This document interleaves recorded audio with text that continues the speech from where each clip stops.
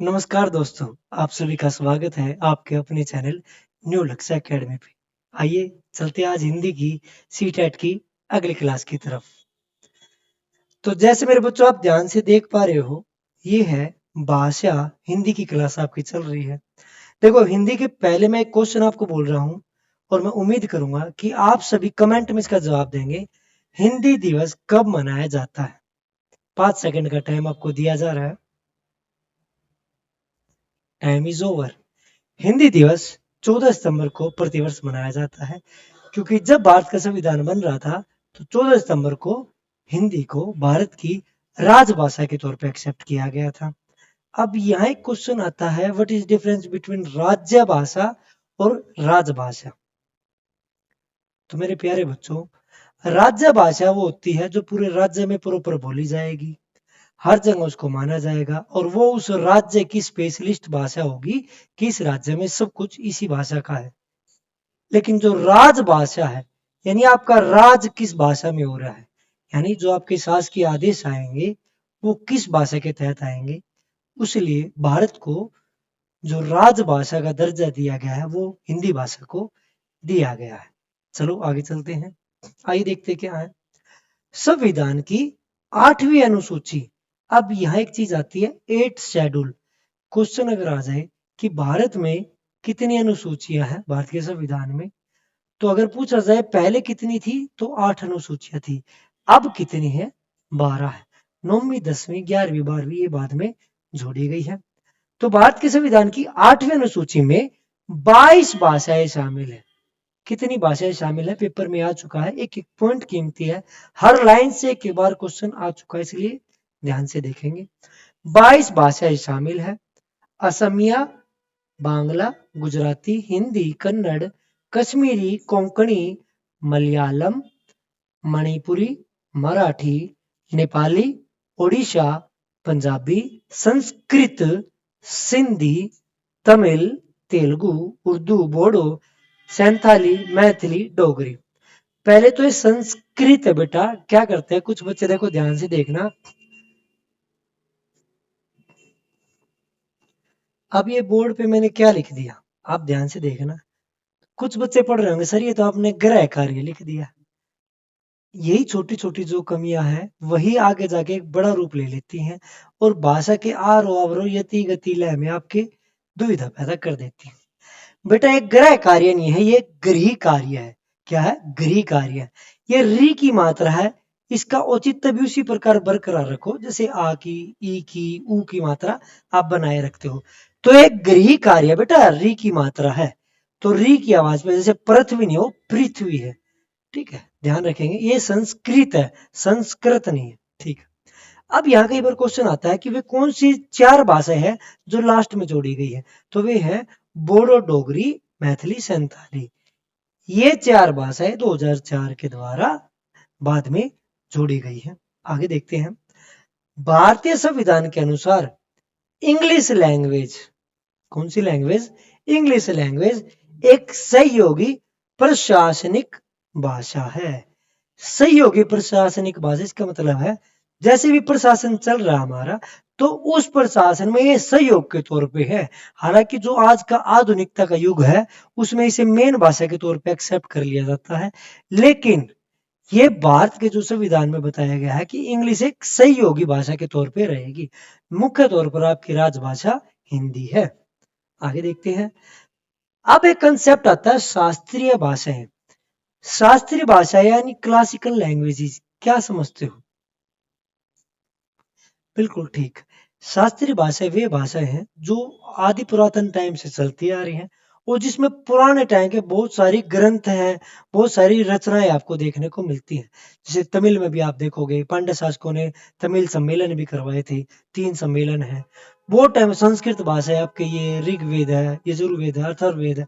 आप देखोगे बहुत सारी भाषाएं ऐसी हैं जो बहुत पुराने समय से है और उन्हीं पुराने समय की भाषाओं को शास्त्रीय भाषा का दर्जा दिया गया है।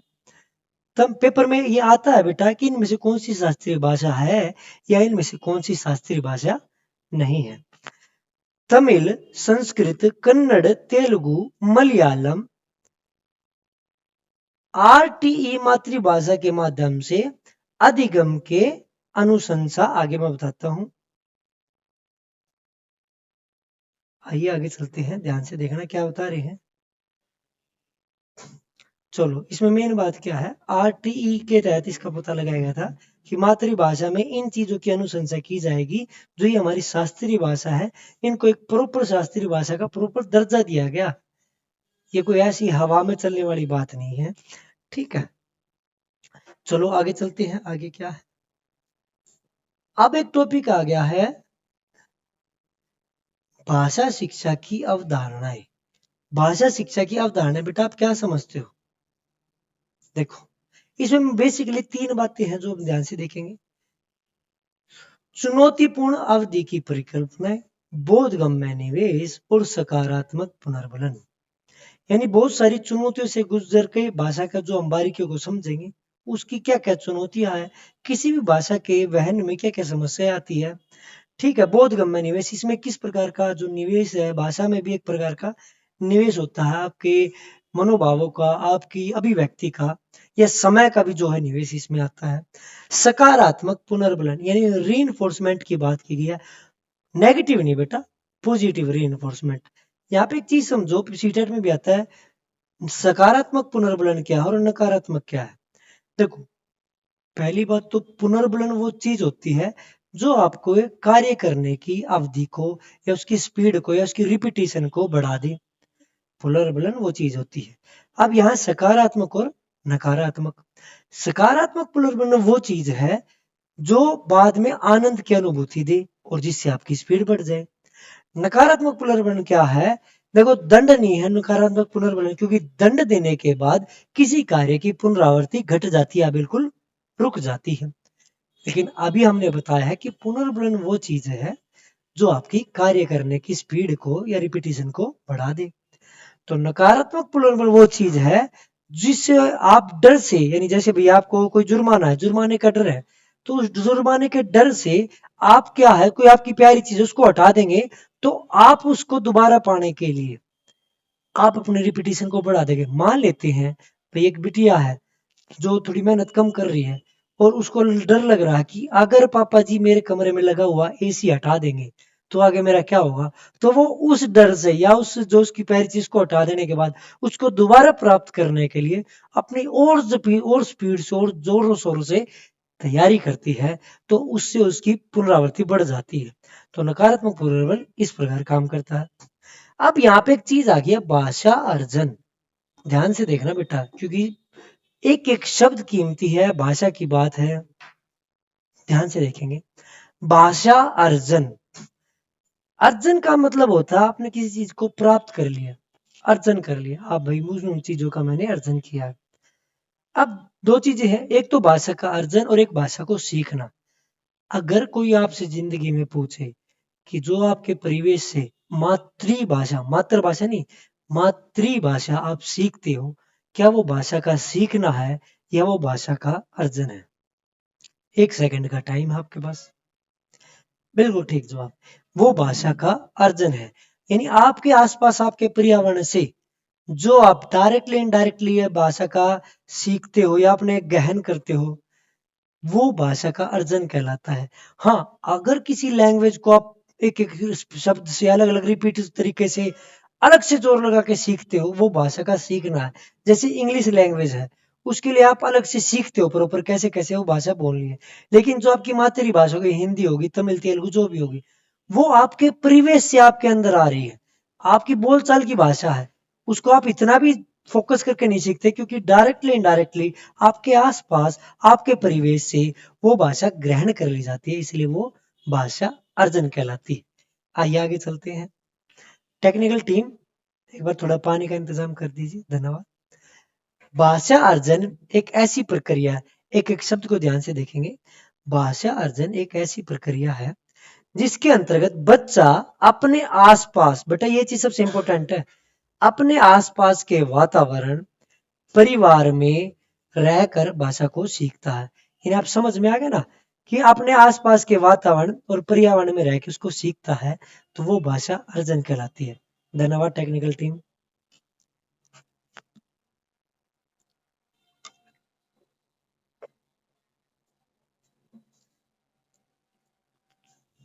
चलो आगे देखते हैं।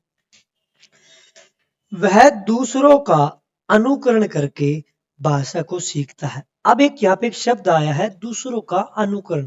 देखो अनुकरण क्या चीज होती है?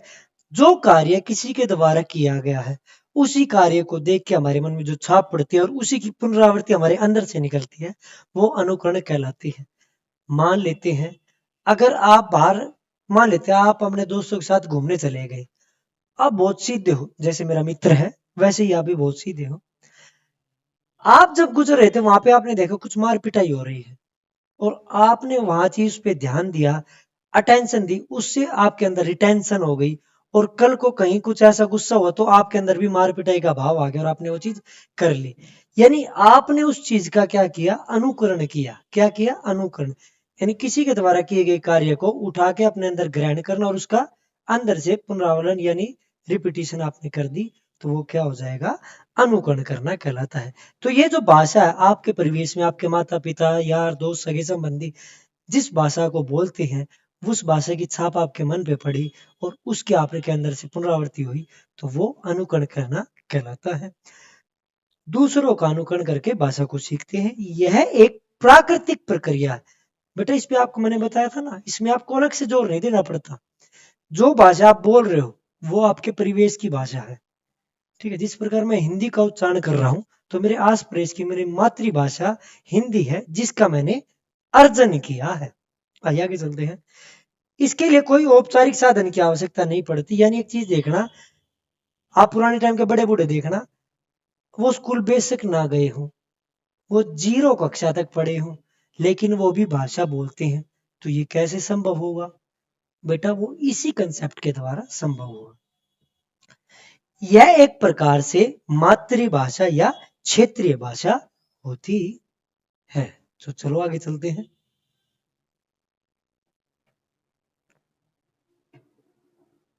अब यहां एक शब्द आता है, ध्यान से देखना बेटा, भाषा अर्जन से संबंधित महत्वपूर्ण बिंदु। यानी भाषा का जो आप अर्जन करते हो उससे संबंधित कुछ इंपॉर्टेंट पॉइंट दिए गए हैं जो बच्चे के लिए ध्यान में रखने योग्य है। भाषा अर्जन की प्रक्रिया सहज और स्वाभाविक होती है। देखो जिस प्रकार अभी मैंने बताया ना, अभी आप परिवार में रह रहे हैं, बचपन से ही माता जी ने कहा होगा बेटा बोलो माँ, तो जो पहला अक्षर माँ आपने बोला उसके लिए आपने कोई औपचारिक पढ़ाई नहीं की, लेकिन वो एक सहज और स्वाभाविक तरीके से आपके अंदर आ गया। किसके द्वारा? भाषा अर्जन के द्वारा। आगे चलते हैं। इसमें कोई व्याकरण की आवश्यकता नहीं होती। मम्मा मैं मम पीऊंगा, मम्मा पानी पीऊंगा, ये वे बेसिक से शब्द है जो 1.5-2 साल का बच्चा बोलने लग जाता है जब उसको पानी पीना होता है या दूध पीना होता है। लेकिन उस साल तक वो बच्चा स्कूल में जाके कै ख गए एन आर तो नहीं पढ़ रहा होता। तो वो इसी के द्वारा संभव हो पाया, क्योंकि भाषा अर्जन का एक कंसेप्ट है और नेचुरली उसके अंदर इनबिल्ट है। यहाँ से एक शब्द निकल के आता है LAD। LAD language acquisition device. Name Chomsky ji ने इसको दिया था LAD। चोम्स्की जी कहते हैं कि इस पूरी दुनिया में जो भी बच्चा पैदा होता है वो अपने साथ एक डिवाइस लेके आता है, इनबिल्ट डिवाइस इसको कहते हो, कि वो भाषा सीखने का डिवाइस है। कोई भी बच्चा कहीं भी पैदा हो वो वहां की भाषा सीख लेगा बिना किसी औपचारिक तैयारी के। फिर मान लेते कोई हरियाणा का बच्चा है और वो पैदा हो गया अमेरिका में, तो वो पैदा होते उसके जब वो वहां बोलेगा ना, तो वो माँ या माँ री नहीं कहेगा, वो मोम और डैड ही कहेगा, क्योंकि उस प्रकार का इन्वायरमेंट उसको मिला है और उसके अंदर एक डिवाइस है कि वो दुनिया की कोई भी भाषा, किसी भी ग्रामर की भाषा सीख लेता है अपने परिवेश में रह के। इसे LAD कहते हैं। चोम्स्की जी के द्वारा ये दिया गया है। भाषा अर्जन में सर्वाधिक महत्व परिवार व समाज का होता है। बेटा एक चीज याद रखना, कई बार होता है ना कि भाई इंग्लिश में स्पीच दो या कभी आपको बोलने के लिए कहा जाए तो कभी दूसरी भाषा में बोलो। एक चीज हमेशा याद रखना कि जो भाषा आपके दिल से जुड़ी है, जो आपकी नेचुरल भाषा है, नैसर्गिक भाषा है, हमेशा भाव की अच्छी अभिव्यक्ति आप उसी भाषा में कर सकते हो। ठीक है, तो यहाँ इन्होंने क्या कि सबसे ज्यादा महत्व परिवार और समाज का है। बचपन से ही जब आप उस भाषा को सीख रहे हो, अर्जन कर रहे हो, उसी में आप अपने आप से भाषा का उच्चारण कर रहे हो। और इसमें किसका योगदान सबसे ज्यादा रहेगा बेटा? परिवार और समाज का। क्योंकि आपके आसपास जो भाषा सुनाई जाएगी उसी का तो आप अर्जन करोगे। पेपर में आता है कि किसका योगदान सबसे ज्यादा होता है, तो वो है आपके परिवार का और आपके समाज का। अब आगे चलते हैं, दूसरा कंसेप्ट यहाँ पे आ गया, भाषा अधिगम। कौन सा कंसेप्ट बेटा? देखो मैंने स्टार्टिंग में बताया था, आपके आसपास से जो भाषा मिलती है वो भाषा का अर्जन है, और जिसे आप अलग से ग्रामेटिकल तरीके से सीखते हो वो भाषा का अधिगम या सीखना है। तो भाषा अधिगम के बारे में बात करेंगे। अधिगम का तात्पर्य होता है सीखना। देखो अधिगम का मतलब क्या है? सीखना। किसी भी प्रकार के अधिगम की प्रक्रिया जीवन भर चलती रहती है। हाँ, मैंने आपको पहले भी बताया है कि लर्निंग कभी रुकती नहीं है। वोम टू टोम, गर्भ से लेकर कब्र तक हमेशा अधिगम चलता रहता है। इसमें औपचारिक साधनों का प्रयोग किया जाता है। भाषा अधिगम में नियम और व्याकरण का प्रयोग किया जाता है। जब आप इंग्लिश सीखते हो तो आपके आस पड़ोस में आपका दोस्त ये नहीं कहता हाँ व्हाट्स गोइंग ऑन, वो यही कह रहा है क्या कर लाग रहा है।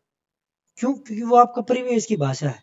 लेकिन जब आप इंग्लिश सीखते हो तो स्टार्टिंग में आप अल्फाबेट सीखते हो, A B C D F G H, फिर उसको जोड़ना सीखते हो, टू वर्ड्स, टू लेटर्स के वर्ड, तीन लेटर्स के वर्ड, फिर आप सब्जेक्ट प्रेडिकेट में जाते हो, फिर आप नाउन पढ़ते हो, प्रोनाउन पढ़ते हो, यानी एक एक कंसेप्ट को उठाते हो और उसको अपनी कड़ियों में पिरोते चले जाते हो। ठीक है, इसका आपने इसे अधिगम कहते हैं, जो नियम के द्वारा, व्याकरण के द्वारा सीखी जाती है। इसे द्वितीय भाषा के नाम से जाना जाता है। बेटा पेपर में आ चुका है कि आपकी मातृभाषा क्या है? वो प्रथम भाषा होती है, और जो आप भाषा सीखते हो कौन सी? वो द्वितीय भाषा होती है। आइए आगे चलते हैं। देखो भाई, अभी तक हमने पढ़ा था भाषा के अर्जन से संबंधित महत्वपूर्ण तथ्य। अब हम पढ़ेंगे भाषा के अधिगम से संबंधित महत्वपूर्ण तथ्य। तो आइए चलते हैं आगे। भाषा अधिगम से संबंधित तथ्य, इसमें भाषा के नियम सीखे जाते हैं। पहली चीज तो यह है कि इसमें क्या है, नियम पे फोकस किया जाएगा कि मुझे ये प्रॉपर नियम आ रहे हैं, मुझे सब्जेक्ट और प्रेडिकेट का पता है, मुझे सब्जेक्ट कहाँ लगाना है, हेल्पिंग वर्ब कहाँ लगानी है, इज एम आर कहाँ लगाना है, तो प्रॉपर नियम के हिसाब से सीखी जाती है। भाषा अधिगम औपचारिक शिक्षा के द्वारा किया जाता है, यानी इसमें आपके आस पड़ोस से कुछ आपको ज्यादा सपोर्ट नहीं मिलता है। आपको फॉर्मल तरीके से आता है, वही कहीं स्कूल में जाके या कहीं आपको प्रॉपर इसकी स्पीकिंग कोर्सेज करने पड़ेंगे। इसको औपचारिक तरीके से सीखा जाएगा। आस पड़ोस में रह के तो आप अरे याड़े उड़े यही सीख पाओगे। भाषा अधिगम विद्यालय में प्रारंभ होता है। देखो मैंने बताया ना, भाषा को सीखना कहाँ प्रारंभ होता है? जनरली ये विद्यालय में होता है। अब यहाँ पे एक चीज है, मान लेते हैं एक बच्चा अमेरिका का है, तो उसके लिए इंग्लिश सीखना क्या है? भाषा अधिगम है या भाषा अर्जन है? बिल्कुल ठीक बेटा, उसके लिए भाषा अर्जन है इंग्लिश, क्योंकि वो उसके परिवेश में है। उसको हिंदी सीखनी होगी तो भाषा अधिगम करना होगा, कहीं स्कूल में जाना पड़ेगा, इंस्टीट्यूशन पे जाना पड़ेगा। लेकिन हमारे लिए क्या है, हिंदी भाषा अर्जन के तौर पे है और इंग्लिश भाषा अधिगम के तौर पे। आगे चलते हैं। भाषा अधिगम में बच्चों को प्रयास करना पड़ता है, बार बार सेंटेंसेस बनाए जाते हैं, करता था या रहा है को उसको जोड़ेंगे, इज एम लगेगा, गोइंग लगेगा, क्या लगेगा, बार बार उसकी प्रैक्टिस करी जाएगी। मैं जा रहा हूं, आई एम गोइंग करूंगा, आई एम गोन करूंगा, क्या करूंगा, गलत होंगे फिर बार उसको ठीक किया जाएगा। इसमें व्याकरण की आवश्यकता होती है, मैंने आपको बताया ना, व्याकरण मस्ट पड़ेगा, अगर आपको ये अति आवश्यक पड़ेगा अगर आपको कोई दूसरी भाषा सीखनी है। भाषा अधिगम में शिक्षक, विद्यालय, पाठ्यक्रम, पाठ्य पुस्तकें, शिक्षण पद्धतियां आदि की भूमिका रहती है। यानी आपका टीचर कितना फोकस आपके ऊपर करता है, लैंग्वेज को लेकर कितनी तैयारी करवाता है, आपके विद्यालय में कैसा इन्वायरमेंट दिया गया है, आपका पाठ्यक्रम कितना हेल्पफुल है या सहायक है दूसरी दूसरी भाषा को सीखने में, पाठ्य पुस्तकें कितनी अच्छी है, शिक्षण पद्धतियां कैसी है, इन सभी की भूमिका रहती है अगर आपको किसी भाषा का अधिगम करना है। आइए आगे चलते हैं।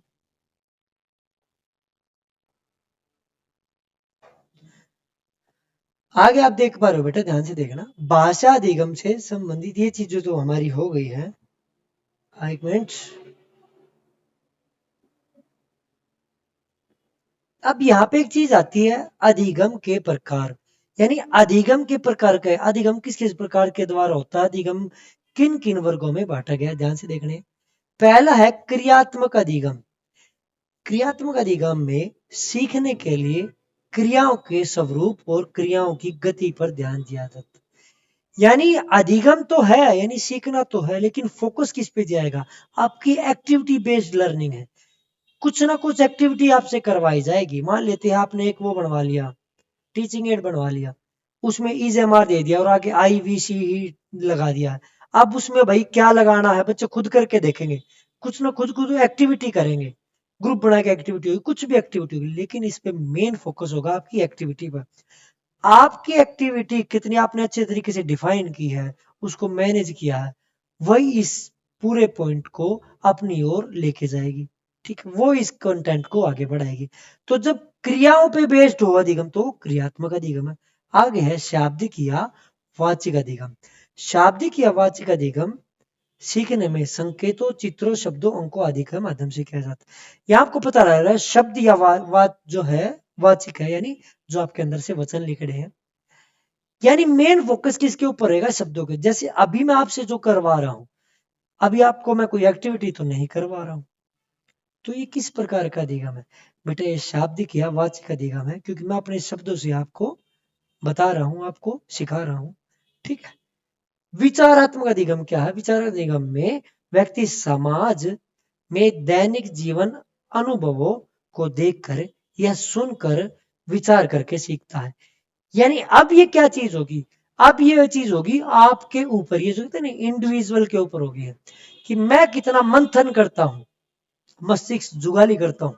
कोई भी एक विषय है या कोई भी चर्चा चल रही है, उसके ऊपर समाज को देख के, अपने आसपास को देख के मैं अपने अंदर कितना मंथन कर रहा हूं, मेरे विचारों में क्या सुनामी आ रही है, या उनको क्या गहनता को मैं समझ पा रहा हूं, नहीं समझ पा रहा हूं।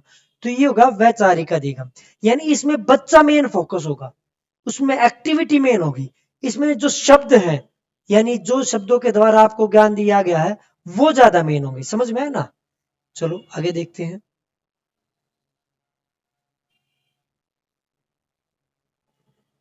अब है भाषा अधिगम और अर्जन के संदर्भ में विद्वानों के विचार। यानी जो हमारे विद्वान हैं, हमारे इंटेलिजेंट रहे हैं, वो इसके बारे में, जो हमारे महानुभावों ने, उन्होंने क्या क्या है, ध्यान से देखेंगे। वाइगोत्स्की के अनुसार, ली वाइगोत्स्की आपने नाम सुना होगा।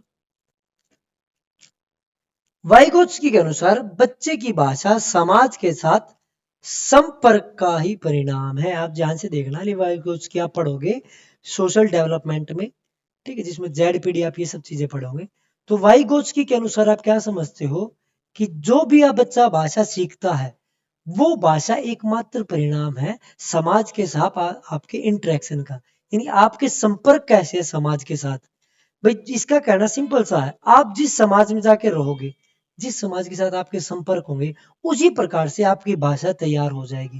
भाई आप पढ़े लिखे हैं, जो बहुत इंटेलिजेंट है, विद्वानों के साथ रहते हो, तो आपकी भाषा के अंदर भी वही गुण उसी प्रकार से आ जाएंगे। और भाई आप मानते हैं दूसरे तरीके के बच्चों में रहते हो, तो आपकी भाषा भी उन्हीं विचारों से प्रभावित होगी। ये कहना है लेवाइगोस की, जिन्होंने ZPG का कंसेप्ट दिया है, जोन ऑफ प्रोक्सिमल डेवलपमेंट, और सोशल डेवलपमेंट का कंसेप्ट भी इन्हीं ने दिया है। आगे चलते हैं प्याजे के अनुसार। बेटा ये मोस्ट इंपोर्टेंट लाइन है, पेपर में लाइन आ चुकी है ऐसी कैसी, तो मैं उम्मीद करूंगा हर बच्चा ऐसे ही फोकस करेगा। प्याजे के अनुसार भाषा अन्य संज्ञानात्मक तंत्रों की भांति परिवेश के साथ अंतक्रिया के माध्यम से ही विकसित होती है। देखो कहने तो प्याजे भी यही चाह रहे कि परिवेश के साथ अंतक्रिया करता बच्चा, लेकिन इसने एक चीज दे दी, वो क्या दे, संज्ञानात्मक तंत्रों की भांति। यानी इसने फोकस किया माइंड की एबिलिटी की भांति। यानी जिस प्रकार आपके संज्ञान में और सारी चीजें आती हैं, जैसे इसने बहुत सारी चीजें दी है, नियम दिए गए हैं। भाई शैशवावस्था में बच्चा कैसे करता है, खिलौने की एज कैसे, नन्हा वैज्ञानिक का बच्चा वो कैसे है, किस प्रकार से उसके अंदर परिवेश को लेकर अपने कंसेप्ट बनते रहते हैं, कंसेप्ट फॉर्मेशन की बात इन्होंने की है। तो इसने बताया कि भाषा इंटरेक्शन के द्वारा तो सीखोगे, लेकिन इसमें मेन फोकस रहेगा आपके संज्ञान का। यानी आपकी बुद्धि किस प्रकार से उसमें काम करती है, आसपास के परिवेश के साथ कैसे आप इंटरेक्शन करते हो, आपकी बुद्धि का महत्व है।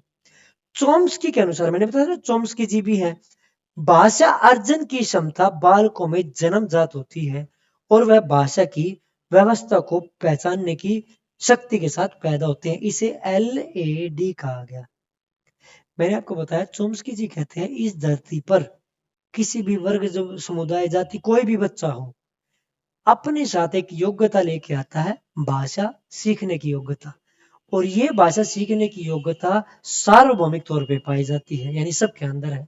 जिस परिवेश में बच्चा रहेगा, पैदा होगा, उस परिवेश की भाषा को वो नेचुरली सीख लेगा।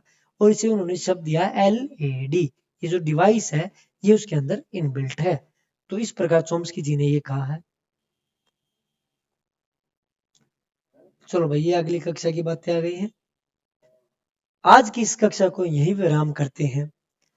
तो मेरे प्यारे बच्चों, एक चीज याद रखना, जिंदगी में कुछ भी मुश्किल नहीं है। अगर मुश्किल है तो आपका पहला कदम, अगर वो ठीक है तो बाकी सब ठीक है। बहुत छोटी नहीं है जिंदगी, जिंदगी बहुत बड़ी है, लेकिन उसके लिए आपको चलना और जलना दोनों चीजें करनी पड़ेंगी। तो हमेशा याद रखना जिंदगी में कि जो करना है अभी करना है, इसके बाद तो पूरी दुनिया को फतेह करना है। जय हिंद, जय भारत।